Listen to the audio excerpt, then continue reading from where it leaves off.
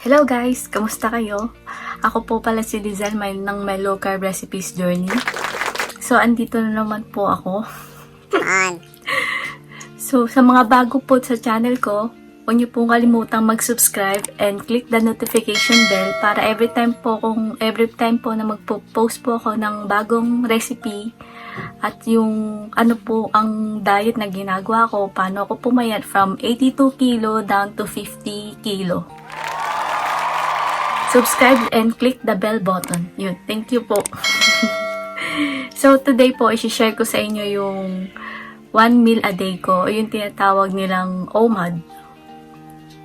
So, sa mga bago, hindi pa to advisable para sa inyo. So, para sa beginner, kain muna kayo ng 3 beses sa isang araw, pero walang high carb. Puro low carb po, walang rice, walang mga root crops, walang sugar, walang bread, walang pasta. Mag-focus muna kayo sa ulam at mga green na vegetable like yung mga talbos, gano'n, repolyo, cauliflower, broccoli, gano'n lang po yung i-focus nyo para sa mga beginner. So, sa mga nasanay na sa low carb diet, ito yung tinatawag nilang OMAD. 1 meal a day. So, ano po ba ang benefits ng 1 meal a day? Siyempre, sa unang-una, tipid sa pera. Siyempre, isang beses ka lang kakain sa isang araw. So, tipid na tipid kahit gaano kadami yung kinakain mo, tipid na tipid ka. Pero, sa isang kainan na yun, dapat nandun lahat ng kailangan ng katawan mo. Dapat ang kakainin mo is more than 1,000 calories. Kasi hindi maganda pag magle-less ng calories, like below 1,000 calories. Kasi sa yung metabolism, maaapektuhan, yung babagal ang metabolism natin. So, kailangan po talaga sa isang araw, makakonsume ka ng 1,000 above.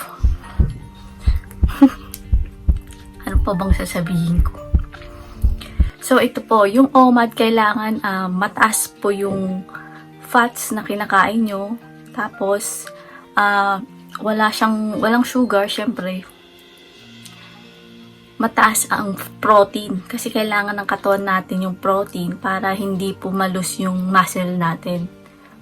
Para hindi ka, yung maging kalansay ang tinatawag. Hindi healthy yung pagkapayat mo. Kaya ganun po.